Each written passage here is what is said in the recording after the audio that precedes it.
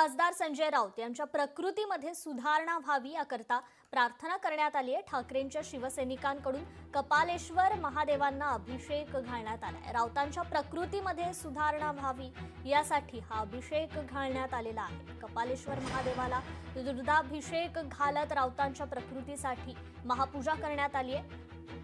प्रकृती खालावल्यामुळे खासदार राऊत हे रुग्णालयात दाखल आहेत। त्यांच्यावर उपचार सुरू आहेत। तर ठाकरेंच्या शिवसेनेच्या पदाधिकारी आणि कार्यकर्त्यांकडून महादेवाला त्यांच्या प्रकृतीसाठी त्यांच्या स्वास्थ्यासाठी साकडं घालण्यात आलं। कपालेश्वर महादेवाला हा अभिषेक घालण्यात आला।